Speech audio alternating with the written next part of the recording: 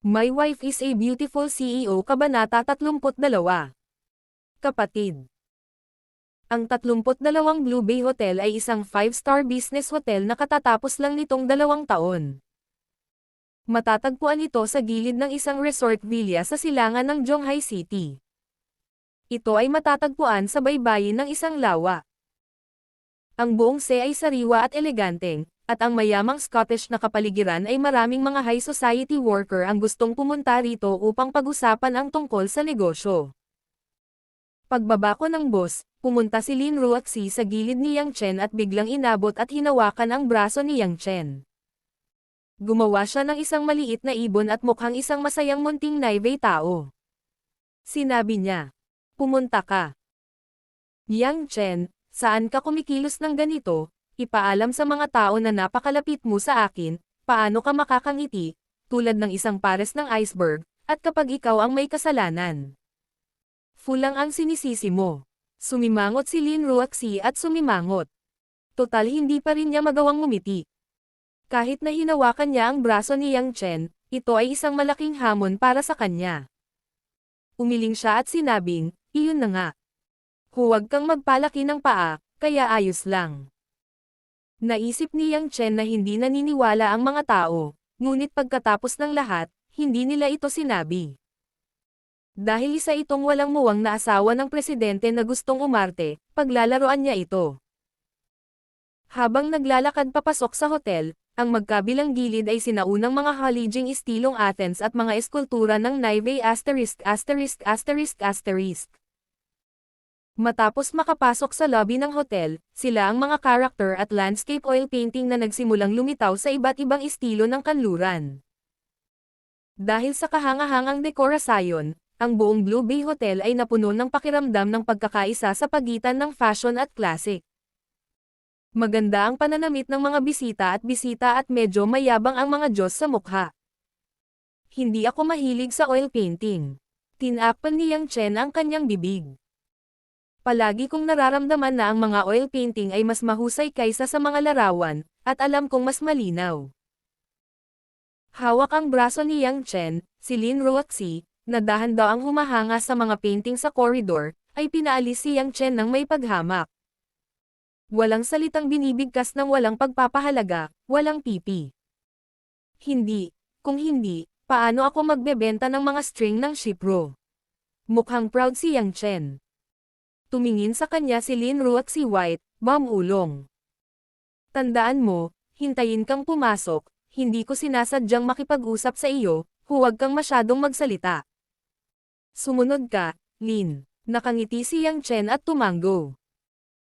Sa pangunguna ng maayos na pag-uugali, naglakad ang dalawa sa isang malaking kahon na nakasandal sa tabing lawa at tumangala. Ang pangalan ng kahon ay naging Judds, na may malakas na estilo ng relihiyon. Ang inukit na kahoy naman ni Ruwaitse ay binuksan sa oras na ito. Isang magaspang na lalaki na nakasuot ng itim na sebos suit. Ilang mga ulo na may rolyo, at isang balbas na hindi gaanong inayos ay biglang nagbigay ng makapal na ngiti at tumayo sa bibig ni Man, gumawa ng, "Please," the gesture said. "Welcome Miss Lin, matagal nang naghihintay ang pamilya ko." Malinaw, ang lalaking ito ang unang pagkakataon na hindi isama si Lin Chen, na nakahawak sa kamay ni Lin Ruaxi, mula sa pagtanggap. Bahagyang tumango si Lin Ruaxi, hinayla si Yang Chen sa maluwag na kahon, isang bango ng lavender na nakakalat sa hangin, tamang-tama para dalhin si Jinggod. "Kung ang stream, maaari kang maghintay hanggang sa iyo." Ang boses ng lalaki ng magnetic ink ay nagmula sa buhangin sa loob ng kahon, tumayo kasama ang isang lalaking nakasuot ng asul na sando. Isang malinis at maayos. Maikli ang mukha, maputi at maganda, at bihira, mayroong isang uri ng kagalang-galang na ugali mula sa loob palabas, hindi maaaring linangin ang hindi malaking pamilya. Tinanggo ni Lin Ruaxi ang kanyang mukha ng walang ekspresyon. Napakagalang ni Hao. Si Xu Jihong ay walang anumang kahihiyan para sa gayong malamig na tugon. Naglakad pa rin siya na may ngiti sa labi. With a modest smile from a mature man, he said with a sincerely heart. Ilang beses ka nang naimbitahan, at bihira kang magkaroon ng pagkakataon. Ilang beses akong kinausap ng tatay mo at sinabing busy ka sa trabaho. Actually, wala talaga akong pakialam. Maaari kang sumama sa akin sa pagkain, at ako ay kontento na. Mahirap isipin ang isang general manager ng isang nakalistang kumpanya. Ang unang tagapagmana ng panganay na anak ng nangungunang 5 makapangyarihang pamilya sa kayamanan ng China. At maging matalik na magsabi sa isang naivete tao na, ako ay mabubusog kapag ako ay may pagkain. Magkasama. Hindi alam ng ibang taong naivete kung ano ang aasahan, ngunit si Lin Ruoxi ay tila hindi giniginaw, nag-aatubili lamang na sinabing, magalang ka, pagkatapos ay hindi na umimik. Walang naramdamang mali si Xu Jihong. Personal niyang hiniling kay Lin Ruoxi na hilahin ang upuan at gumawa ng kilos. Halika, mangyaring kumuha ng stream. Mula sa simula hanggang sa wakas. Si Xu Jihong at ang magaspang na lalaki at ang katulong at dalawa. Na para bang hindi nila nakita si Lin Ruoxi na may hawak na kamay ng isang lalaki, na parang ang pag-iral ng lalaki o hindi, tulad ng hangin. Pakiramdam din ni Lin Ruoxi ay minamaliit ang karunungan ni Xu Jihong sa sandaling ito. Ang diskarte ng kabilang partido ay halatang hindi sineseryoso si Yang Chen. Gusto kong suriing mabuti ang ilalim ni Yang Chen. Sino ang magiging okay na maniwala na ang isang malaking presidente ng kumpanya at isang pangunahing tao ang hindi pamilyar na mga mangangalakal ng tuparu string ay ikinasal? Mukhang matagal nang alam ni Xu Jihong ang pekeng planong pagpapakasal ni Lin Ruoxi. Kinailangan ni Lin Ruoxi na pakawalan ang kamay ni Yang Chen at umupo sa posisyon, at si Yang Chen ay walang dapat maging hindi komportable. Nagplano siyang humila ng upuan at umupo sa tabi ni Lin Ruoxi. Sa sandaling ito, ang lalaking kanina pa nakangisi at hindi nagsasalita ay biglang lumitaw sa harap ni Yang Chen, at itinulak ang upuang nakabukas. Nakangiti pa rin niyang sinabi. Hindi ko alam kung sino itong Ginoo. Si Lin lang ang inimbitahan ng pamilya ko. May hapunan ang ginang. Hindi hinintay na magsalita sina Yang Chen at Lin Ruoxi, si Xu Jihong na may magiliw ng ngiti ay nagsabi. Mubol, bawal maging bastos, sa tingin ko ito ay dapat na kapatid ni Ruoxi, o paano ito magiging magkapatid na tumayo? Kapatid. Medyo nagulat si Yang Chen sa antas ng pag-arte ng master servant. He laughed. Yeah. Not simple, you all know that my family Shari often asked me to be a good brother, Onji. Manahimik ka. Ang pagsakal sa pangkalahatan ay tahimik. Huwag sabihin na sina Xu Jihong at Mobol ang mga pangunahing tagapaglingkod na kagagaling lang ni Yang Chen. Maging si Lin Ruoxi ay natigilan ang kanyang lalamunan dahil sa biglaan at nakakagulat na mga salita ni Yang Chen. Malaki ang mata niya na makitang mamatay si Yang Chen. Tandang padamdam. Ang bastos na ito. Tandang padamdam. Paano mo nasasabi yan? Tandang padamdam. Tandang padamdam. Bagamat alam kong isa itong sinasadyang pag-atake laban kay Xu Jihong, ang Panginoon at tagapaglingkod, ngunit ito ay masyadong. Nang makarinig ako ng ganoong dinang, hindi ko maiwasang isipin ang sariling paglalakbay ni Lin Ruoxi sa Wuhan kasama ang kanyang hindi maipaliwanag ilang araw ang nakalipas. Ang magandang mukha ay namumula at ang oras ay yinyo. At si Xu Jihong. Nang makita ang papel ni Lin Ruoxi ay biglang nahihiya sa maliit na bata. Una sa bigla ang pamumulaklak ng gumagalaw na postere ng lasing, ay sumunod, naisip na si Lin Ruoxi ay talagang nahihiya sa mga salita ng lalaki, ang aking puso ay cool. Ang relasyon ba nila? Talagang hindi simple. Biglang ngumiti si Xu Jihong at nagsabi. Mr. Hindi maiwasan ni Yang Chen na tingnan ang mga punto ni Xu Jihong. Mukhang hindi siya mayaman na second generation na walang utak, o alam niya. Si Lin Ruoxi ay hindi isang malakas na naivete. Bagamat ito ay nakakairita para sa ganoong kapaligiran, ngunit laging naaalala ang pangunahing layunin ng pagpunta dito, at sa lalong madaling panahon ay huminahon ang isip, sinabi ni Xu Jihong. Xu, pinag-uusapan pa rin natin ang tungkol sa pakikipagtulungan sa tela ng taglagas. Maaga pa. Mabuti, hindi na pinapansin ni Xu Jihong si Yang Chen, at hindi nagtagal ay bumalik sa nakangiting mukha ng anak. Kung ano ang sinasabi ng batis, ngayon ang bisita. My wife is a beautiful CEO Kabanata 33. Sobrang sweet. Bagamat malinaw na kinikilala ni Xu Jihong si Lin Ruoxi, ngunit talagang nagsimula siyang magsalita tungkol sa negosyo, siya rin ay umaatres. Ang mga interes ng kumpanya ay dapat na maayos na pinapayagan, at ang kompetisyon ay hindi magpapabaya sa mga pagkakataon. Sa katunayan, napakalinaw din ni Xu Jihong na ang pakikitungo sa mga taong naive tulad ni Lin Ruoxi. Bulag na hindi gumagana. Bilang isang negosyante, dapat mayroong paraan upang kumbansihin ang kabilang partido, kung para sa naive ang mga tao ay maaaring sumuko, tulad isang lalaki. Paano ko makukuha ang pabor ni Lin Ruoxi, ang naive strongman? Katulad nito, pagkatapos pumasok sa formal na pag-uusap, tumaas ang mga salita ni Lin Ruoxi. Hindi siya magaling makihalubilo, pero pagdating sa negosyo, ang maganda at disproportionate naive na taong ito ay mayroon ding ilang, 8 po, na estilo.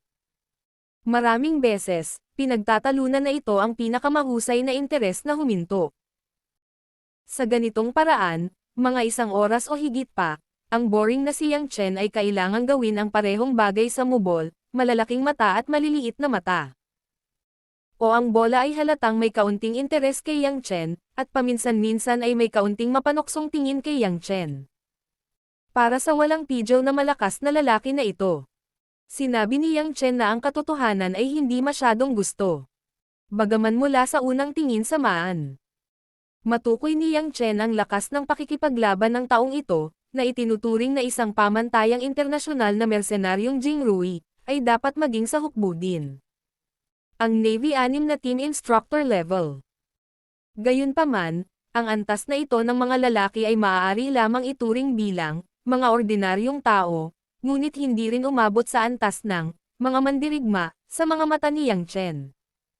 Sa makatuwid, kapag ang mobol ay nagbigay ng comics at hinamak na tingin sa kanyang sarili, si Yang Chen ay napakapusok na padalhan siya ng isang sampal para magising siya, ngunit maaari niyang isipin ang kanyang sarili bilang isang white-collar worker. Mas mainam na huwag magpatalo sa mga tao, ngunit ang bahala sa negosyo ng iyong asawa. Mula noon, kinailangan ni Yang Chen na umupo sa isang upuan, ilabas ang mobile phone na ipinadala ni Lin Ruoxi, mag-download ng Bubble Dragon online, at seryosong maglaro ng po. Well, umaasa ako na matutupad ni Xu ang kanyang pangako. Ang taglagas na pulong ng tela ngayong taon. Ang disenyo ng entablado ng iyong kumpanya at ang mga damit ng taglagas ng aming kumpanya ay hindi maaaring hindi manalo ng mas malawak na pag-asam sa merkado. Sa wakas ay pinirmahan ni Lin Ruoxi ang binagong kontrata, dahil sa mahabang pananalita, pisngi ang daloy ng pulang fluttering ay medyo bihira at pambabae. Nakita ni Xu Jihong ang eksenang ito, ang kanyang mga mata ay halatang matamlay saglit, at si Xingxing ay nakatutok sa ulo. Oo naman, sana ay masaya tayong magtulungan. Nang magpalitan ng mga dokumento ang dalawang tao, nakaya nila ang trabaho. Ang oras na ito ay 7:00 na ng gabi. Kapag tapos na ang negosyo, sa tingin ko kung medyo nagugutom ka, ihain natin. Si Lin Ruoxi ay talagang medyo gutom. Tulad ng ibang tao sa Naive, ang tanghalian ni Lin Ruoxi ay kumakain lamang ng isang maliit na piraso ng sandwich upang manatili sa hugis. Sa sobrang abala niya, nagutom siya at marahang tumango. Pumalakpak si Xu Jihong, at agad na naging abala at tumawa ang waiter sa bibig ng maan. Ang hapunan ay isang formal na pagkain sa kanluran. Nang may lagay sa mesa ang isang buong set ng western tableware, tumingin si Lin Ruoxi kay Yang Chen na may kaunting pag-aalala. Obvious na bigla siyang nagpalit ng western food at gusto niyang maging pangit si Yang Chen. Apelyido nitong Ginoo. Nakangiting tumingin si Xu Jihong kay Yang Chen. Ang apelyido ay Yang Ming Chen. Humikab si Yang Chen, Inaantok din siya at nagugutom, nang makitang ito ay isang pagkaing kanluranin, ang kanyang puso ay awkward, at wala pa ring mangkok ng ramen. Si Mr. Yang sa unang pagkakataon, at walang magandang pagkikita.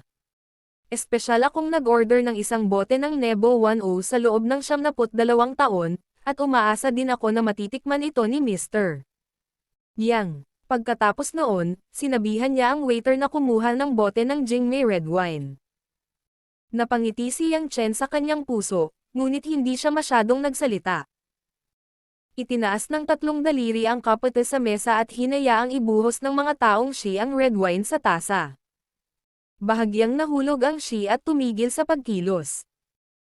Hindi sinasadyang binawi ni Yang Chen ang tasa, dahan-daang inindayog ito pababa, at naamoy muli, para lamang itagilid ang baso at humigop sa dulo ng dila. Pagkakita dito, si Lin Ruoxi, na kanina pa kinakabahan, ay nakahinga at gamaan ang loob. Oo, ang rogue na ito ay lumaki sa Estados Unidos.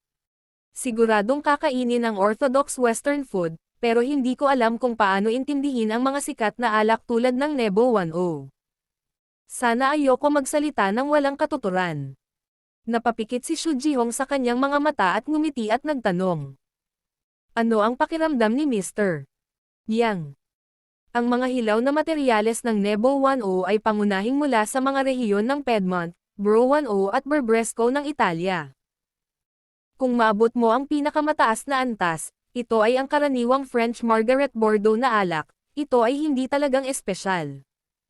Ngunit ang alak na ito, sa bango ng clove, pepper, licorice, plum, dried plum, rose, at higit sa lahat, ang pakiramdam ng mapait na tsokolate, kaya medyo iba ito. Walang pag-aalinlangan na sinabi ni Yang Chen, na para bang ang alak na ito ay tinimplahan. Sa pamamagitan niya, General. Sa pagkakataong ito, halatang medyo nagulat si Xu Jihong. Sa katunayan, kahit na madalas siyang uminom ng ganitong uri ng alak, hindi niya masasabi ang ganoong detalyadong impormasyon. Hindi siya maniniwala na nalaman lang ito ni Yang Chen. Pagkatapos ng lahat, ang bawat all movements ni Yang Chen ay naaayon sa mga pamantayan ng high society gentleman na kumain ng western food etiquette. Nakikita talaga ni Mr. Yang ang hindi pangkaraniwang bagay, hindi katakataka kung gugustuhin ng ilog na samahan ka rin. Xu Jihong Xiao tumawa ro hindi tumawa.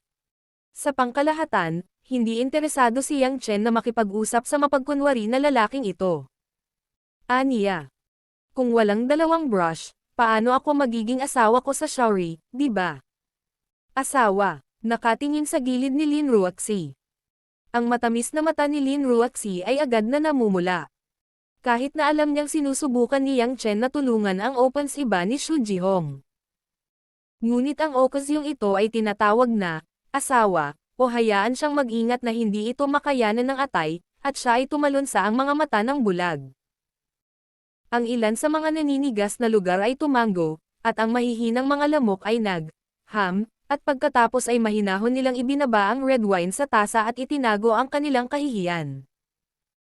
Hindi naisip ni Xu Jihong na ang lalaking nagbenta ng tuparu string ay nang ahas na harapin ang kanyang sarili.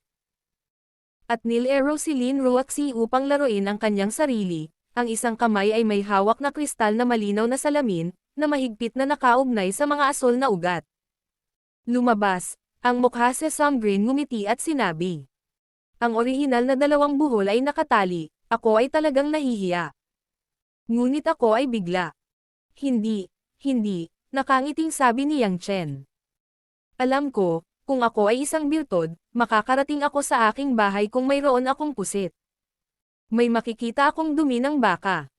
Hindi ito nakita ni Manager Xu. Wala akong pakialam. Ito ang mga orihinal. I still swear, walang gaanong pera sa bulsa. Kung paano dalhin ang aking asawa upang kumain ng maayos, hindi ko inaasahan na si Xu lamang ang magpapagamot sa mga bisita. Sobrang sweet. Ang ibig sabihin ng mga salita, magpapadala ka rin ng pera sa dalawang pamangkin. Tiniis ni Xu Jihong ang galit at humigop ng red wine, para lamang tumawa. Sinabi ni Mr. Yang, tumatawa, makakakuha ng pagpapahalaga kay Ruoxi, paanong ang mga bulsa ay kapos sa pera, maglingkod tayo. Sige, ihain mo na ang mga pinggan. Tila hindi naramdaman ni Yang Chen na si Xu Jihong ay parang nakakahinga ng apoy. Ngumiti siya at dinampot ang kutsilyo at tinidor, para ang mga taong Shi sa likod niya ay naglagay ng pampaganya sa mesa at nag-asikaso. Magsimula. Narinig ni Lin Ruoxi ang mga salita ni Xu Jihong na puno ng galit. At siya ay medyo napahiya, ngunit nakita niya na si Yang Chen ay walang puso at walang bibig na makakain, at ang malaking bibig na drinking buns ay mukhang medyo nakakatawa.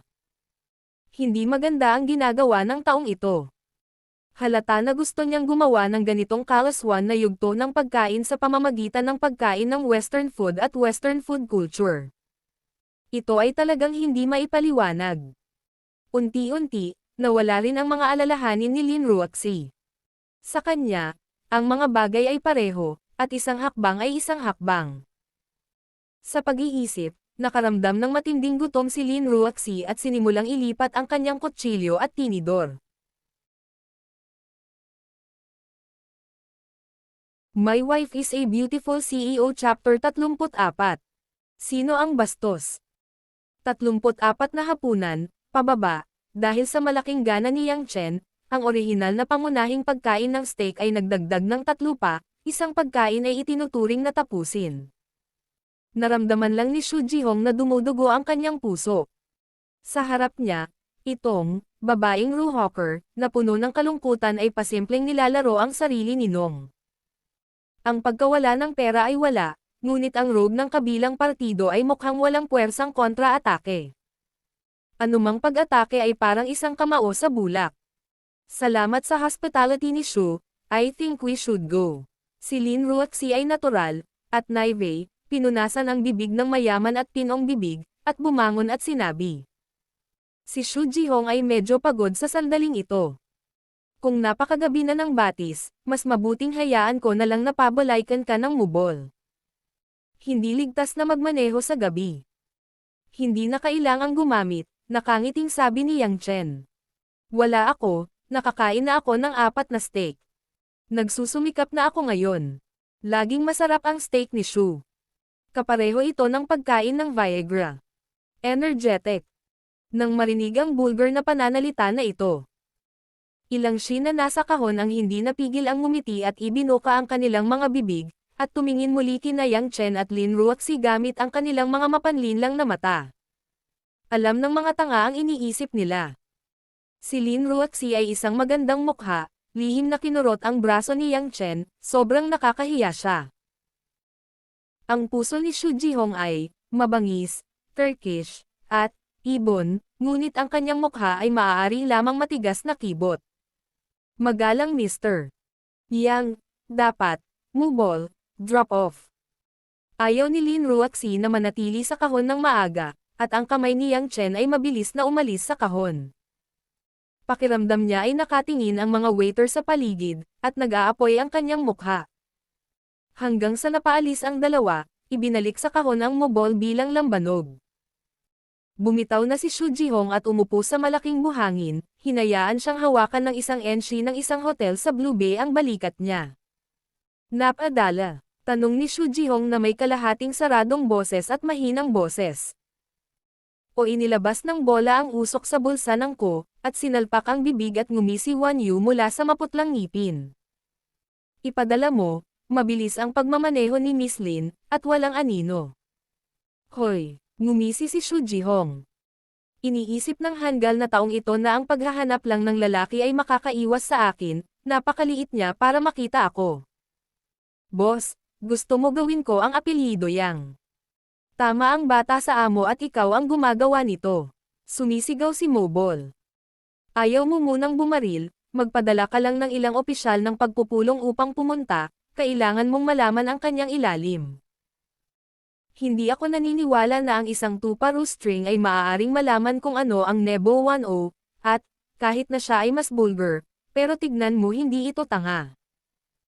Boss, gusto mo pa? This year, the last net knows everything, really if it is a big man of cattle asterisk, who has nothing to sell sheep string. Mubol disdain. 1,000 milya ng pilapil ang gumuho sa Antyo. Gawin ang mga bagay ng may pag-iingat, ito ang dahilan kung bakit dapat kang sumunod sa klase, ako ang amo. Napapikit si Shu Jihong, nang hihina. Saan? Sabi ni boss ano yon? Nagpalit ako ng kalye para maghanap ng ilang 13,800,100 repair at repair yung bata, kung pinatay ni Nong, dapat deserved. Napakamot ng ulo si Mobol, at hindi maipaliwanag na sinabi. Boss, sabi ko sa iyo bakit ito nakabitin sa isang puno. Maganda si Miss Lin, ngunit napakaraming magagandang Naivey tao sa Zhonghai, gusto ng boss na maglaro ng mga Naivey people, dun sila. They have to put it up. Not like my old mo. I look like this. I don't want to pay big bills. Those scorpions don't care about me. Pagkatapos ng kalungkutan, ang sariling balbas na mukha ni Momo. Ano ang alam mo? Sinabi ni Shu Jihong. Ang hitsura ng taong Naivey ay walang iba kundi isang bisyo na balat. Bagamat ang hitsura ni Lin Ruoxi, mahirap makahanap ng taong Naivey na may kukumpara sa kanya sa buong dagat, ngunit hindi ito nangangahulugan na mayroong walang bansa, pabayaan ang mundo. Napakalaki, magagandang Naivey tao ay libu-libong tao. Bakit hinahabol ni boss si Miss Lin? Ang Mobol parang mahirap intindihin. Mobol. Sa tingin mo ba ang isang Naivey person? Lalo na ang isang Naivey na napakaganda mula sa murang edad, ay namamahala sa malaking kumpanya tulad ng Yulei International noong early 20s, umaasa lamang sa kanyang hitsura. Ang kanyang anak na lalaki. Umaagos sa gitna ng dagat sa bilog ng lipunang ito, kilalang-kilala ang lamig, at halos walang mga kaibigan, ngunit maaari pa rin siyang sumabay sa hangin. Sa nakalipas na ilang taon, tumaas lamang ang stock ng Yulei International at hindi nahulog. Dapat napakadali mong gawin. Mahirap ba ang amo na humanap ng taong Naivey na tutulong sa pamamahala ng negosyo? Bagaman siya ay isang henyo sa pamamahala, hindi ito nangangahulugan na ako ay mas masama kaysa sa kanya. Siya lamang ang may ibang prestihiyo sa puso ng mga empleyado ng Yulei International. Kaya maaari niyang kontrolin ang fashion aircraft carrier ng Yulei International. Sinabi ni Shu Jihong, ang dahilan kung bakit gusto ko siyang makuha. Maliban na siya ay karapat-dapat sa aking pananakop, sa tingin ko ang tanging bagay na karapat-dapat sa aking mga taong Naivey, may ilang mga dahilan, hindi mo maintindihan. Hindi ko maintindihan, nakangiting sabi ni Mo. Siguradong mas matalino sa akin ang amo, kung hindi, susundin ko ang amo. Napabuntong hininga si Shu Jihong. Hindi mo kailangang mag-alala tungkol sa mataas na tingin. Ang Mo Chani na gusto mo ay nasa Yulei International din. Kung makuha ko si Lin Ruoxi, ako ang may kontrol sa Yulei International. Kinokontrol ko ang Yulei International, pagkatapos, ang mga Naivey tao sa Yulei International ay hindi malayo sa iyo. Nang marinig ang mga salitang, Mo Chani, agad na ibinaling ng Mobol ang kanyang mga mata, itinikom ang kanyang bibig at bamantong hininga ng malamig. Boss, paano mo ba nabanggit ang babae, na ang big asterisk big asterisk 2 ni Mo Chani ay nanaginip, sabi mo gusto mo talaga siyang ilagay, so much more, hindi mo ako mapipisil. Banggitin mo, itong pagbanggit, kailangan kong pumunta sa nightclub para hanapin si Ji ngayong gabi. Go! Sa tingin ko mas bastos ka kaysa sa nagbebenta ng tuparo. Sinulyapan ni Shu Jihong ang Mobol at sumigaw. O wala ring pakialam ang bola, tumatawa at tumatawa sa labas ng kahon. Matapos lumabas ang Mobol, dahan-dahang inabot ni Shu Jihong at hinawakan ang palso ng kanyang enshi gamit ang kanyang mga balikat at tinanong siya, magkano? Sumilip ang enshi, na sinundan ng isang kaakit-akit na mukha na may maraming pundasyon, at siya ay nag-alinlangan, at nagngangalit ang kanyang mga ngipin. 5,000, hindi ko pa nagawa noon. Heng, Shu Jihong sneered. 5,000 lang, ang mga paninda ay ang mga paninda, mas mura tulad ng asong babae, pumunta sila sa harap upang maghubad, at tapusin muli ang trabaho. My Wife is a Beautiful CEO Chapter 35 Waiting for me tonight. Sa daan pabalik sa Longjingyuan. Sinubukan ni Yang Chen na magsalita ng ilang salita kasama si Lin Ruoxi. Ngunit si Lin Ruoxi ay nagmamaneho na may malamig na mukha, at hindi niya pinansin si Yang Chen na magsabi ng kahit ano, na para bang wala siya. Sa harap ni Lin Ruoxi, na muling naibalik sa Snow Mountain Naive, si Yang Chen ay walang magawang umidlip sa kotse at umidlip. Sa katunayan, alam din ni Yang Chen na ang ilan sa mga salita sa Blue Bay Hotel ay nasaksak na ang sarili sa sensitibong asawang ito. Bagamat wala siyang sinabi para hindi isama si Xu Jihong, ngunit ngayon ay tapos na ang dula, sisabog ang kawalang kasiyahan sa kanyang sarili. Labas. Pagbalik sa bibig ng Villamaan, si Lin Ruoxi ay nanlamig at nanlamig. Bumaba ka. Hindi ka babalik, nagtataka na tanong ni Yang Chen. May dala pa ako, bumaba ka muna sa boss. Oh, tumingin si Yang Chen kay Lin Ruoxi nang may malalim na tingin at ngumiti. Kailangan din ng orihinal na Lin ng nightlife, sabihin mo ng maaga, haha, hindi ako masyadong nagseselos. Bagamat naramdaman kong hindi na kailangang ipaliwanag ang hanggal na slogan na ito. Naramdaman ni Lin Ruoxi na kung iisipin siya ng kanyang mga iniisip, siya ay masyadong mapapahiya, kaya sumimangot siya at sinabing, mayroon akong isang bagay, hindi ang uri ng bagay sa iyo. Isipin mo.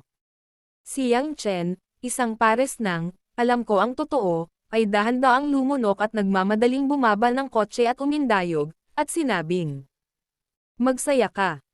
Si Lin Ruoxi ay masyadong tamad na alagaan siya, at tumalikod at mabilis na umalis sa villa. Sa pagtingin sa lugar kung saan nawala ang mga taillight, nag-isip si Yang Chen Wanyu. Hindi niya akalain na ang mga taong katulad ni Lin Ruoxi ay madaling pumunta sa nightclub. Nang magkita sila sa bar, akala nila ito lang ang buhay niya.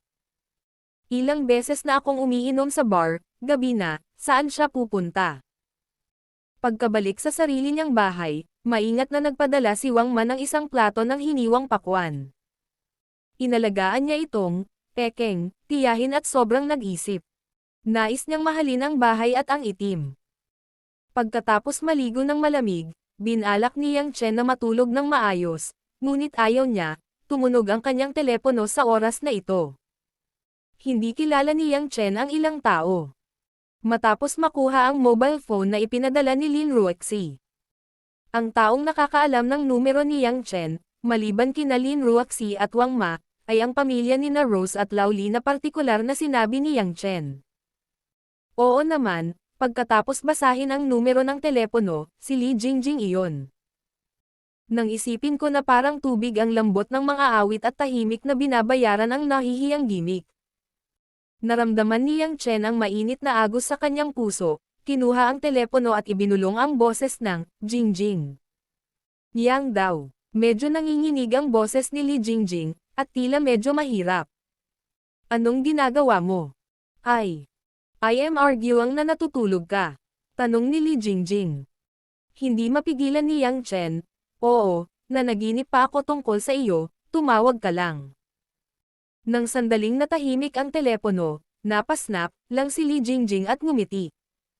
Nagbibiro talaga si Yang Dage at mag-ingat na marinig ito. Nang marinig ang panloob na pagtawa ni Li Jingjing, si Yang Chen ay nakahinga rin ng maluwag. Natakot siya na hindi makayanan ni Li Jingjing ang suntok, kaya hindi siya masaya. Tila ang batang babae ay napakalungkot, ngunit siya ay napakalakas. Nako, walang dapat ikatakot. Ikaw pala, tawagan mo na to, siguradong may mahalaga. Matagal na natahimik si Li Jingjing bago siya bumulong. Yang daw, ako. Natatakot ako. Natatakot. Anong kinakatakutan mo? Tanong ni Yang Chen. Si Chen Fang. Pumunta ang taong iyon sa bahay namin ngayon at sinabing gusto ko siyang maging kaibigan. Kung hindi ay jijibin ko ang stall ng tatay ko. Ang mga salita ni Li Jingjing ay nauwi sa paghikbi, at siya ay umiyak na bago siya dumating, kaya ang boses ay bahagyang nanginginig. Ang mga mata ni Yang Chen ay naging isang linya, at ang boses ay medyo mahina. Jingjing, gawing mas malinaw ang mga salita, ano ang mga sanhi at kahihinatnan. Tila naramdaman ni Li Jingjing ang pagbabago ni Yang Chen, at ang ilan ay huminahon, at paputol-putol na nagsabi ng mga bagay. Ang dahilan ng insidenteng ito ay isinilang noong umaga ng nakaraang araw. Pumunta si Li Jingjing sa palengke kasama si Lao Li. Si Lao Li ay nagtatayo ng stall, ngunit si Li Jingjing ay bumibili ng pagkain. Noong nakaraan, si Li Jingjing ay hindi nag-aral sa isang universidad, o internship sa ibang bansa. Masasabing nakabalik na talaga siya sa Chinese mainland. Sa makatuwid, nang lumitaw si Li Jingjing sa palengke ng gulay at ipinakilala sa lahat ni Lao Li, maraming tao ang nakakita kay Li Jingjing sa unang pagkakataon. Nagkataon, si Chen Fang, na walang ginagawa, ay lumabas na may dalang ilang maliit na 13,800,100. Matapos makita si Li Jingjing, na maganda at dalisay, nagpasya siyang hayaan siyang maging kaibigan ni Chen Fang. Nahihiya din si Chen Fang. Hindi direktang nakikipag-ugnayan kay Li Jingjing. Direktang sinabi na kung hindi ka sumasang-ayon, hindi na kailangang magbukas ang mga stall ni Lao Li, at gusto ng kanilang pamilya na magsaya sa kanluran. Si Lao Li, isang sibilyan ng mga tao, ay naglakas loob na pukawin si Chen Fang. Pagkatapos ng lahat, ang kanyang ama na si Chen Dehai ay parehong itim at puti, at siya ang veterano ng Western Union. Mula noon, hindi na nakakalabas ang stall ni Lao Li nitong nakaraang 2 araw. Pumunta si Li Jingjing sa paaralan upang magturo at magkaroon ng mga taong susubaybayan. Nang siya ay umuwi, si Chen Fang ay dumating upang himukin siya na hilingin kay Li Jingjing na magdesisyon. Ang matandang pamilyang Li ay nagulat at natigilan, at ang nag-iisang sanggol na knife ay ipinadala sa bibig ng tigre ni Chen. Natural, ito ay imposible. Nabalitaan ng mga kamag-anak at kaibigan na ang kanilang pamilya ay nasaktan ng pamilya Chen sa Western Union. Hindi sila naglakas loob na tumulong. Tungkol naman sa pulis, hindi nang ahas ang matandang pamilyang Li. Pagkatapos ng lahat, isang alarma ang nagpapaliwanag na tama ang kanilang ginagawa ni Chen. Pagkatapos pakinggan si Li Jingjing, ang puso ni Yang Chen ay nagkaroon na ng grupo ng apoy at mahirap sugpuin. Orihinal na pinlano kong lutesin ang problema ng underworld ng Western District sa loob ng ilang araw, at maayos na nalutas ang mag-ama ni Chen Dehai. Pero ngayon, parang retrograde na. Binuksan ni Chen Jia ang kutsilyo. Huwag kang umiyak kay Jingjing, malulutas ang mga bagay, naniniwala ako kay Yang Dage. Aliw ni Yang Chen. Ilang iyak pa rin si Li Jingjing. Ang mga batang Naive anak ng pamilya ng mga sibilyan ay nakatagpo ng bagay na ito. Bukod sa mga luha, walang paraan para harapin ito. Kung ayaw mong pumunta, hindi tatawagan ni Li Jingjing si Yang Chen dahil alam niyang magaling si Yang Chen, ngunit hindi niya magagarantiya na matutulungan siya ni Yang Chen na malutas ang problema. Yang Dage, hindi ka dapat gumawa ng mga katangahan, narinig ko na si Chen at ang kanyang anak ay maraming baril sa bahay.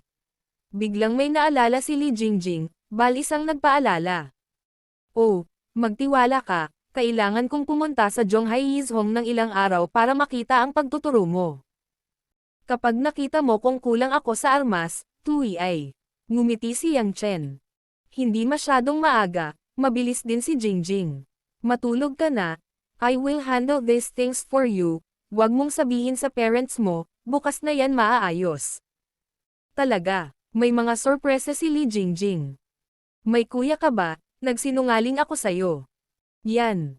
Yang Dage, ingat ka. Bagamat hindi alam ni Li Jingjing kung paano ito gagawin ni Yang Chen, bumulong pa rin siya ng isang pangungusap. Matapos ibaba ang telepono ni Li Jingjing, bahagyang lumubog si Yang Chen at nag-dial ng isa pang numero sa telepono. Sa kabilang dulo ng telepono, may isang tamad at kaakit-akit na tunog ng Naive.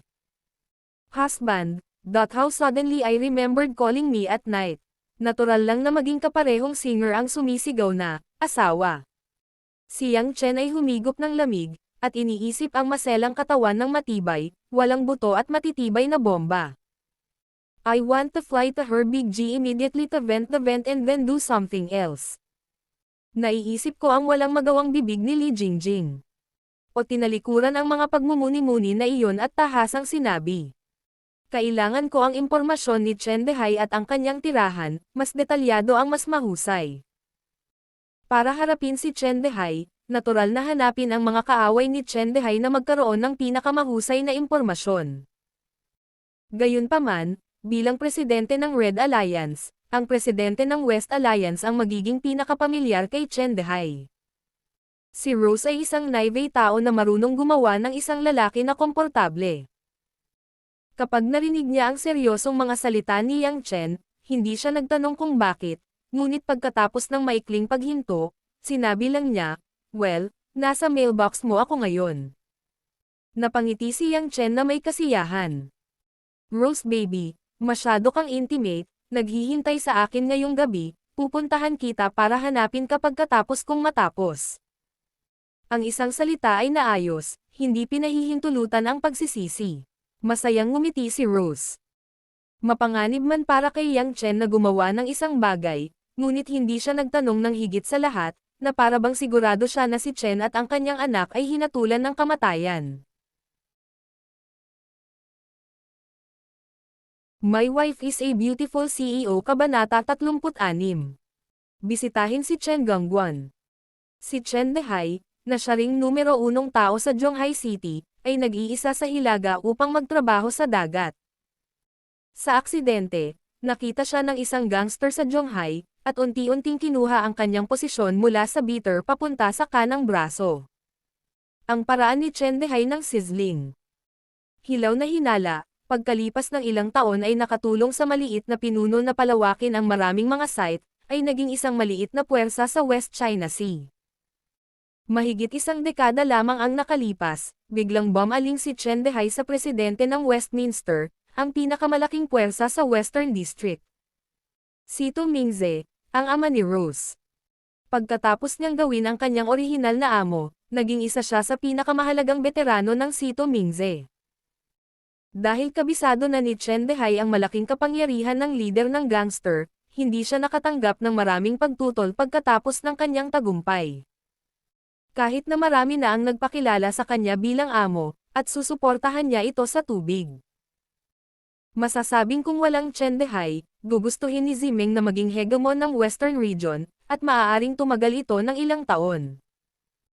Minsan may nagbiro na si Chen Dehay ay puno ng Qing Sangguan, Wu Sangwei, ang nagtaksil sa amo bilang prinsipe, ngunit walang nakakaalam kung kailan siya magre-rebelde.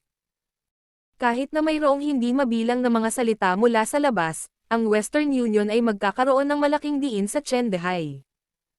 Pagkatapos ng lahat, upang sabihin na ang lakas ng kamay, si Chen Dehay ay isa sa pinakamahusay sa Western Union.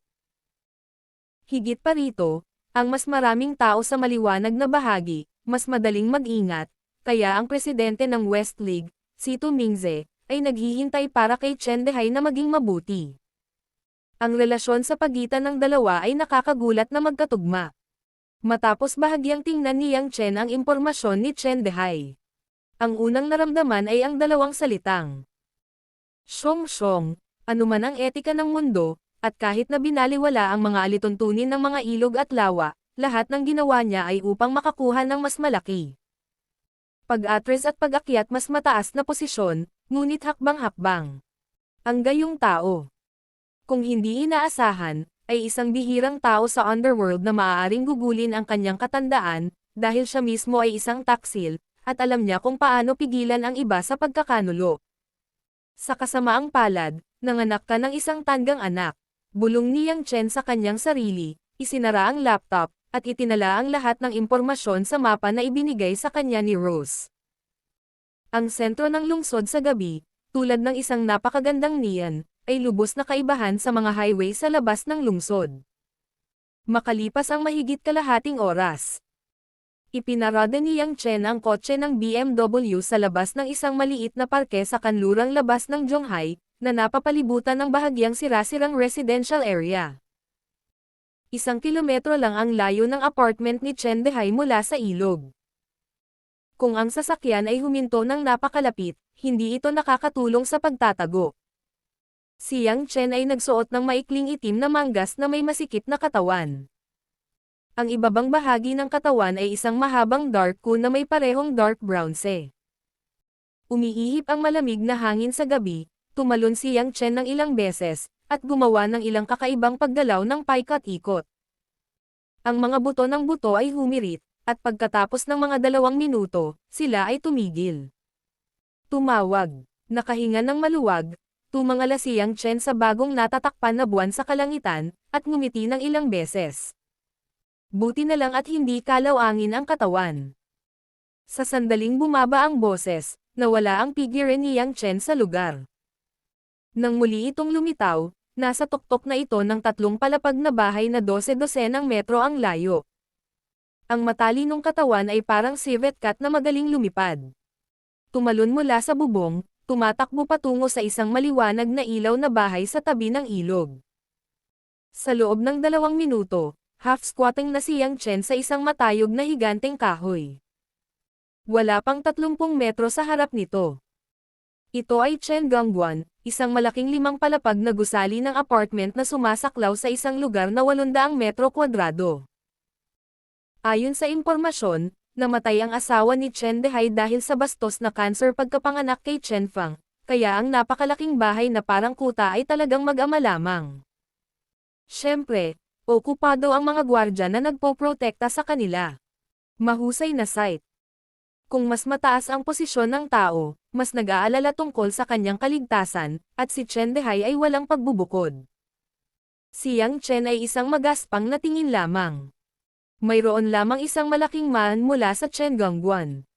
Ang bibig ng maan ay magkatabi na may 8 itim na kabayo na nagbabantay. Paminsan-minsan ay may ilang bodyguard sa compound na dadaan sa pagpapatrol pero parang wala masyadong tao. Kung maingat kang lumabas, hindi mahirap pumasok sa gusali ng apartment. Hindi maniniwala si Yang Chen na kakaunti lang ang tao sa ganoon kalaking lugar. Sa panahon ngayon, karamihan sa mga tulisan ay naka-standby sa apartment building para mas protektahan ang mag-ama ni Chen. Sumisid sa bahay, hindi mahirap para kay Yang Chen. Gayunpaman, hindi ito ang mga pangunahing punto. Ang isinasaalang-alang ni Yang Chen ay hindi malinaw kung nasaan si Chen Dehai sa malaking bahay na ito. Iniisip kung paano mahahanap sina Chen Dehai at Chen Feng at ang kanyang anak, kaya naisip ni Yang Chen na mas mabuting hilingin sa mga individual na magtanong. Gusto kong huminto. Ang figure ni Yang Chen ay muling umalis sa mga sanga. At nang ito ay muling lumitaw, ito ay umabot na sa malaking bibig ni Chen Gongguan, at ito ay parang isang ninan na tao at hayop na hindi nakakapinsalang hitsura. Nagulat ang 8 mazi sa biglaang paglitaw ni Yang Chen, na sinundan ng agarang pagtaas. Tumayo ka, sino ka? Alamin mo kung saan ito. Sigaw ng isa sa nangunguna na si Hans. Hindi sumagot si Yang Chen. Nang malapit na siya sa 5 metro, bumagsak ang mga daliri niya sa lupa. Parang lumilipad na palaso ang kanyang katawan, bigla na lang tumama sa 8 lalaki. Hindi man lang sumagot ang 8 tao.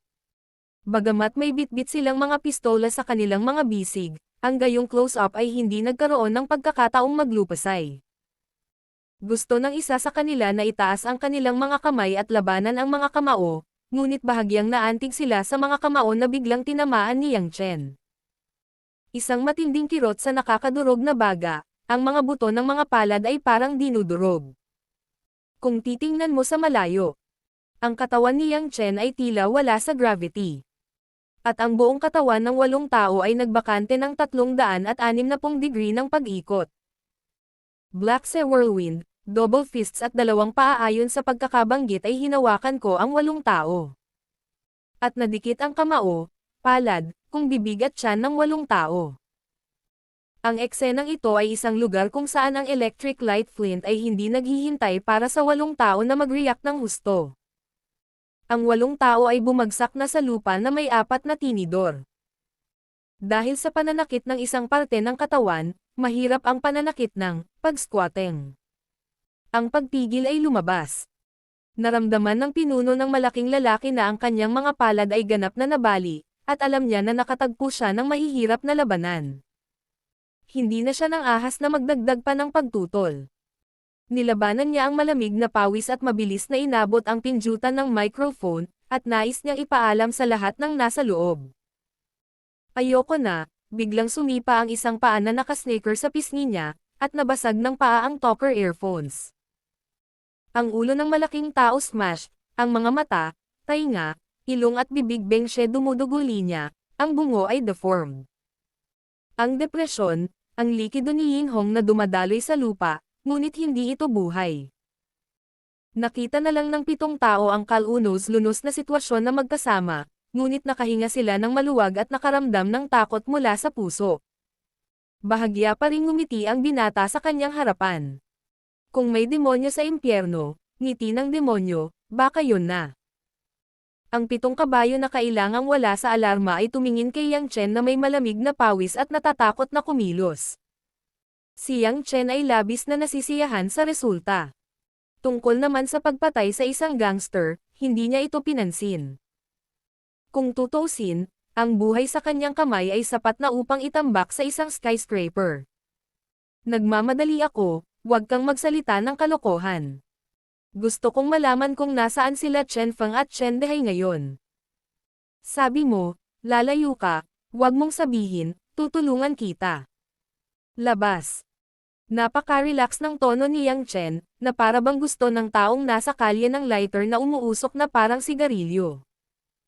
Sa pandinig ng 7 tao, ang tinatawag niyang paglabas ay parang tawag ng kamatayan. My Wife is a Beautiful CEO Chapter 37. Abusado. Dahil sa kompetisyon ng 7 tao, mabilis na tinanong ni Yang Chen ang tiyak na lokasyon ni Chen Dehay at ng kanyang anak, at ang 7 tao ay natigilan at natapon sa tabing kalsada. Bago natapos ni Yang Chen ang trabaho, mahirap gumising. Tahimik na nililigawan ang ganoong uri ng bagay, pamilyar si Yang Chen dito. Ang pandaman ni Mindar ay palaging nagmamasid sa lahat ng mga galaw sa kanyang paligid. Mabilis ang kanyang mga yabag at halos walang tunog. Ang katawan ay parang gabi, nagwawala sa hangin. Dahil ang detalyadong topographic na mapa ng Chen Mansion ay matatag na naaalala, mabilis na natagpuan ni Yang Chen ang target.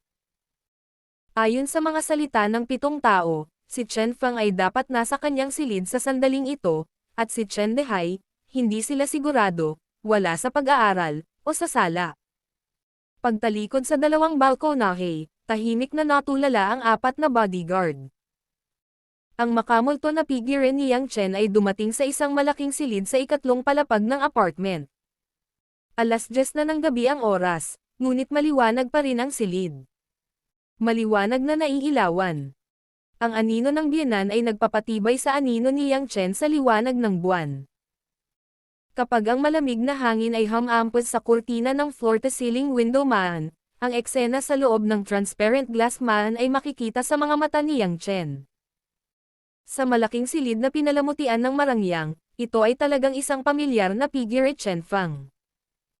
Gayunpaman, sa sandaling ito, hindi napansin ni Chen Feng na ang man-mouth ng balkonahe ay nakatayo na sa isang bisita. May ginagawa siya para makita ng mga ordinaryong tao ang mga bagay na asterisk. Ang malaking sukat ng dwarf V-body sa Chen Fengwo ay nakagapos sa isang, malaking, hugis. Ang parehong mga kamay at paa ay mahigpit na nakatali sa Nivea People's Black Lace Stockings. Ang ganitong uri ng nababanat at matibay na hibla ay nabunot na ang mga marka ng dugo ng mga paa ng Nivea tao. Nivea mga tao ay maputi at maputi ang balat, mayroon ng ilang 1 USOL na peklat sa kasalukuyan, tila sila ay dumanas ng ilang masakit na paggamot dati. Nivea mga tao ang isang tinin na sesotla na nakakalat. Dahil sa hirap at pawis sa sandaling ito ay tila walang kapantay lingwanan. Isang medyo kaakit-akit na mukha na pula.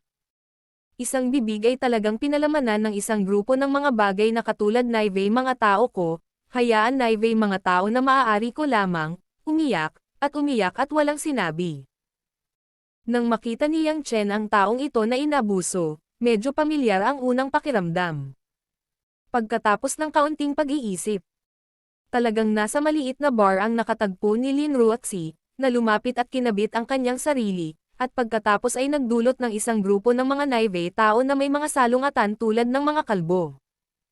Parang ang kalbo na kapatid, hindi ko akalain na makakasama ko si Chen Feng sa ngayon. Malinaw, si Chen Feng ay hindi masyadong magaling sa kaakit-akit na batang babae na ito. Sa sandaling ito, siya ay nakatayong hiyubot-hubad sa G. Ang kanyang mga paa ay puno ng lahat ng uri ng goma ***** na mga laruan. Maliliit na parang kwintas, *** na parang mga mangkok, mga ang appliance ay nabahiran ng basag na likido, at ang G ay tinina ng basa. Medyo payat at payat ang katawan ni Chen Feng. Parang masyadong mahaba kapag weekdays, sa gitna ng isa-uuwan new lower body, ang nakababatang kapatid ay nalaglag ang ulo, hindi kayang jinggad, lumiit sa maliit na insekto. Haha, haha. Ikaw itong so. Umiiyak ka. Umiiyak ka. Lakasan mo akong buhatin sa labas para maghanap ng lalaki. See me not to die. Gaucho to die. Ang mukha ni Chen Feng sa sandaling ito ay lumabas sa nakakabaliw na baluktot na ekspresyon. Sumisigaw sa gilid, habang sinisipa Naive ang mga pisngi ng mga tao gamit ang kanilang mga paa, ang bibig na malambot na ro at malaking tuwi sa gitna ng basang lugar. Playing You Can Afford You. Waiting for me to bring the little girl named Lee tomorrow, I will throw you to my brothers. Gusto mo bang maging lalaki? Hindi ako kontento sa iyo, papunta na ang mga kapatid ko. Look. At your isa ng suhuf, really you are my naive person of Chen Feng. You are not following your pig face. Kung hindi kayang master. Naiinip ako, sinong gustong makipaglaro sa'yo? Hingal na hingal si Chen Feng sumigaw, para kang nabighani, gusto mong maglaro, ginagamit ko ang mga daliri mo para dilaan ka, hayaan kang maglaro. Naive tao ay halatang masakit at nakakahiya at namamatay, ngunit sila ay pinalamanan ng isang mabahong ko sa kanilang mga bibig. Gusto nilang sumigaw at umiyak, ngunit palagi silang naduduwal sa nakakadiri na amoy, at ang mga luha ay nananatili sa G. Dahil sa pag-iyak, hindi matuloy ang panginginig ng katawan. Nang makita na ang maliit na Taimei na ito ay dapat ipahiya ng buhay. Naramdaman ni Yang Chen na hindi dapat, marahil ang maliit na Taimei na ito mismo ay hindi karapat-dapat na makiramay, ngunit ang mga taong tulad ni Chen Feng ay tila namamatay. Nang kunin ni Chen Feng ang isang itim na sa kanyang G, bigla na lang siyang sasampa at biglang bumukas. WHO. Agad na lumingon si Chen Feng dahil sa gulat, nang makita niya ang figure na lumilitaw sa bibig ng balkonahe, halos hindi na siya natakot. Bakit? Ilang araw ko na siyang hindi nakikita, hindi ko alam. Kinulat ni Yang Chen ang kanyang mga labi at gumawa ng sigarilyo mula sa kanyang bulsa, dahan-dahan itong dinilaan. Masyadong mabigat ang amoy ng lalaking Naive Horseman sa kwartong ito, at may malakas na amoy ng dog perfume. Ang dalawang ganap na magkaibang lasa ay masangsang at hindi pangkaraniwang masangsang. Sa pag-iisip ng lasa ng male Naive secretion, naramdaman ni Yang Chen na komportable pa rin ang manigarilyo. Nang bumagsak ang ulo ni Chen Feng, nanginginig siya at kinuha ang latigo para gumawa ng aksyong pagtatanggol sa sarili. Maingat niyang sinabi sa likuran. Yang Chen. Paano ka nandito? Naayos sa nakita ng mga tao si Yang Chen. Ngunit tumigil din sa pag-iyak, nakilala rin niya ang lalaking nagpagalit sa kanya noong araw na iyon, at sa wakas ay hindi hinayaan ng kapatid na tumulong sa kanyang paghihiganti. Kung si Yang Chen ay labis na naiinis sa puso ng mga taong Naive, pagkatapos ay biglang lumitaw sa sandaling ito, hayaan ang mga taong ito na madama na si Yang Chen ay ang tagapagligtas lamang. Pinanangkitan ni Yang Chen ang uod ni Chen Feng ** at ngumiti. Binata, dati kong sinasabi na ayaw kong pinagbantaan. Ikaw. Hindi kita pinagbantaan. Pinagbantaan mo ang pamilya Laoli.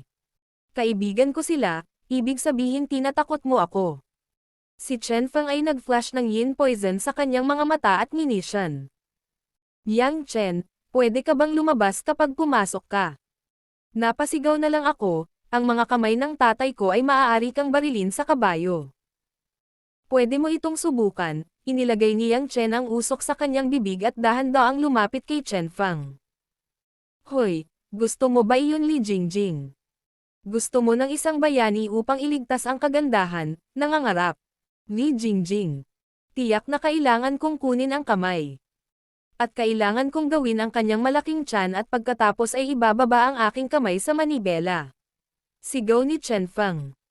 Pagkatapos ay agad nabuksan ang silid sa likod, sinusubukang makatakas sa silid. Ngunit ang figure ni Yang Chen ay tumawid sa layo na mahigit 5 metro sa isang iglap. Isang reinforced na parang bakal na pulsas ang nagsara sa malaking maan, at isang sampal sa mukha ni Chen Feng. Si Chen Feng ay tulala. Kung paanong biglang sumulpot si Yang Chen sa kanyang tagiliran. Kalahati ng kanyang mukha ay biglang namula at namamaga, labis na kakilakilabot, natulala na nagtago sa sulok, habang nakaturo kay Yang Chen ay sumigaw. Bawal kang lumapit. Ako. Ay malapit na ang mga tao ni Dad. Papatayin ka nila. Direktang dinuraan ni Yang Chen ang upos ng sigarilyo at dinuraan ang mukha ni Chen Feng. At lumakad ng walang mukha sa harapan niya, tinitigan siya ng may pagkukunwari, at itinuwid si Chen Feng sa isang grupo ng mga hedgehog at hindi ng ahas na tumangala. I was going to let you die so much, but what you said made me change my mind. Mukhang mahilig kang maglaro ng Naive people. Then I will let you not play Naive people. Bumagsak lang ang boses, biglang pumipilit ang isang paa, lumuhad sa maliit na ru sa pagitan ni Chen Feng Tui. Aw! Ang pagluluksa ni Chen Feng ay parang isang lobo sa hating gabi, at ang kahabag-habag na talas ng buong gusali ng apartment. My Wife is a Beautiful CEO Chapter 38. Pagsira ng pinto. Ay tumingin kay Chen Feng na nahimatay. Ang katawan ay nabaluktot sa isang alakdan. Ang isang grupo ng mga dugo ay lumabo. Si Yang Chen ay huminto din, naduling upang makita ang susunod na bahagi ng natakot na lupa sa maputlang kapatid na babae, sa sandaling muli sa labas ng tao at hayop na hindi nakakapinsala. Ngumiti siya at sinabing, huwag kang matakot, hindi ako darating para patayin ka. Dahil sa ngiti ni Yang Chen, halos hindi mapigil si Xiao Taimei, natakot na sa kamatayan. Please spare me. Wala na siyang masabi pa. Huwag kang matakot, sinabi ko na hindi kita papatayin. Sumimangot at nanlumo si Yang Chen, at nagtanong. Dahil nakipagtipan ka kay Chen Feng, alam mo na hindi mo alam, nasaan si Chen Dehay ngayon. Nakita ni Xiao Taimei si Yang Chen na talagang hindi nagpapakamatay, para lamang ayusin ang ilan, bamulong. Hindi ako sigurado, sa pangkalahatan ay nasa study room si Chen sa itaas na palapag. Well, mukhang hindi nagsinungaling sa akin ang ilang tanga. Bulong ni Yang Chen sa kanyang sarili at naglakad patungo sa maan. Nakilala ni Xiao Taimei, at tumanggi siyang matakot. Sinabi niya ng may pagtataka. Hindi ka tumakas. Escape. Bakit? Tumalikod si Yang Chen. Ang mga hiyawan ay tiyak na aakit sa mga nabugbog, at malapit ng sumugod. Talagang nag-aalala si Xiao Taimei kay Yang Chen, kahit na nakastalkang siya. Walang pakialam na ngumiti si Yang Chen. Mabuti na lang sumugod din si Chen Dehay. Pagkatapos noon, lumabas siya ng maan at pinasara si maan. Ayon sa memorya, ang pag-aaral ni Chen Dehay ay matatagpuan sa gitna ng pinakamataas na palapag ng buong apartment, na siyang sentrong lugar sa ika-4 na palapag. Pagkatapos pumasok sa koridor, dumiretso si Yang Chen patungo sa hagdan. Sure enough, hindi ako nakagawa ng ilang hakbang. Sa harap ng hagdan, ang daming tao na umaakyat baba.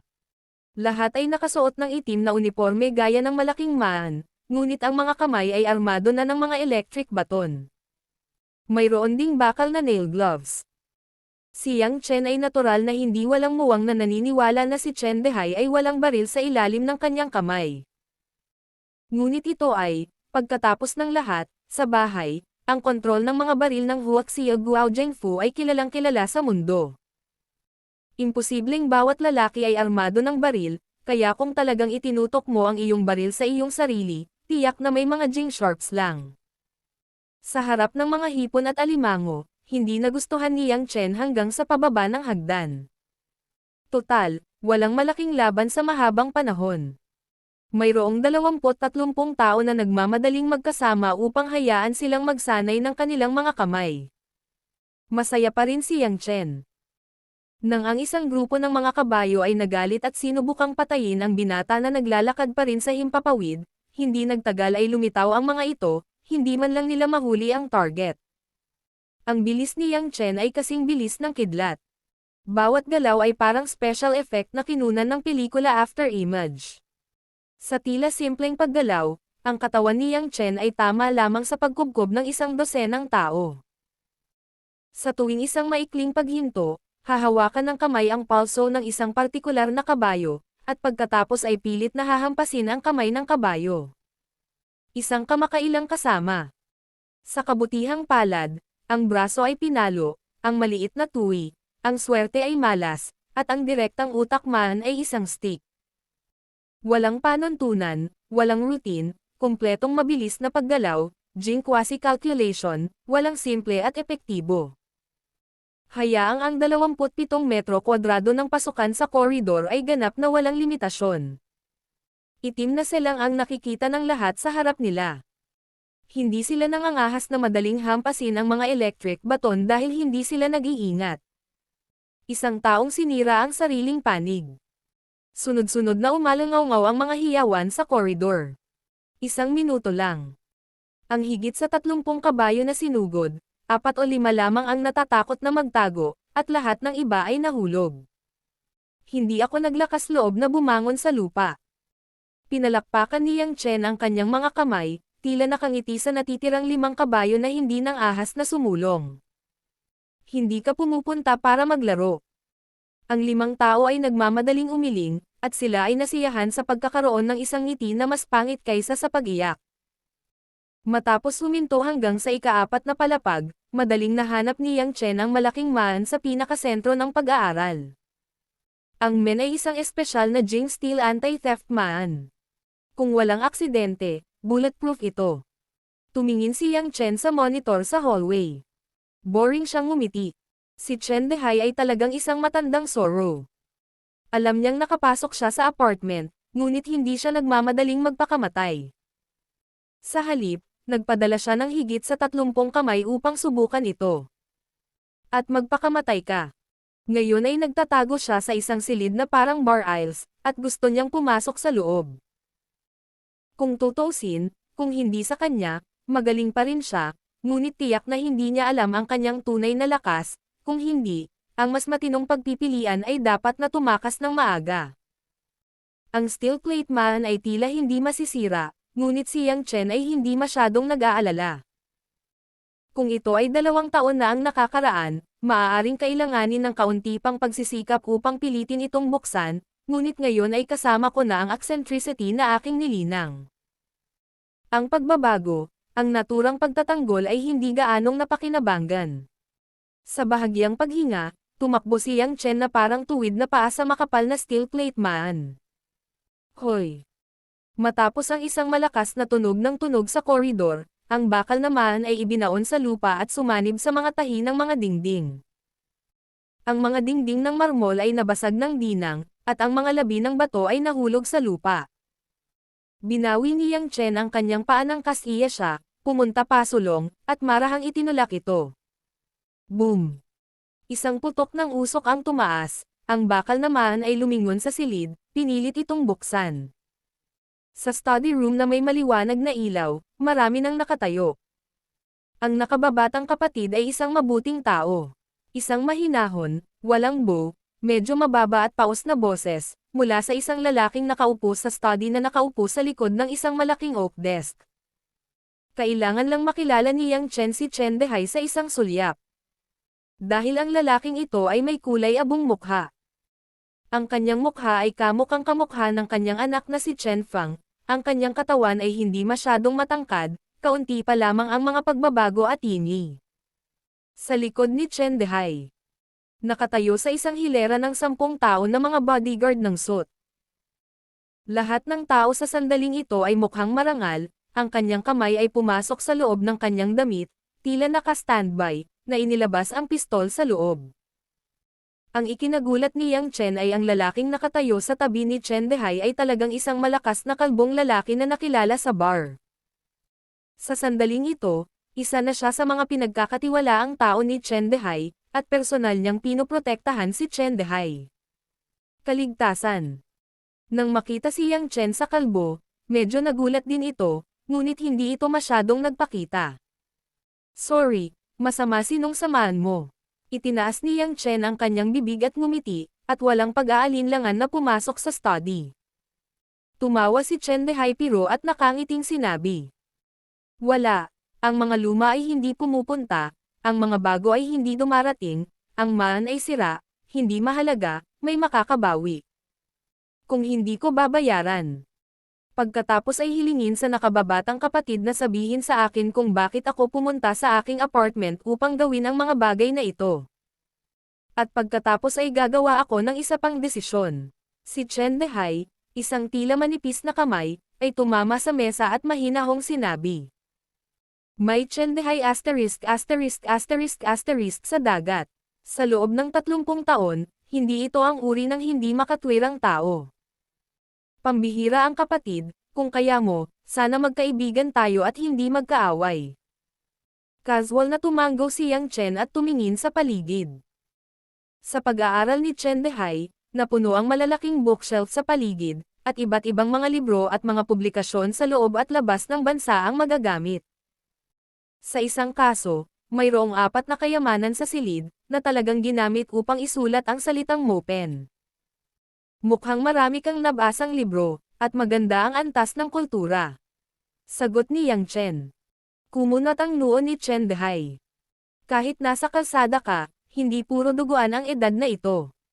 Mukhang hindi niya naiintindihan ang sinabi ni Yang Chen. Naisip ni Yang Chen na tumanggo. Gusto kong sabihin na kung kalahati ng utak mo ang anak mong si Chen Fang, hindi mo na kailangang mamatay ngayon. Ngumiti si Yang Chen ng napakatalino.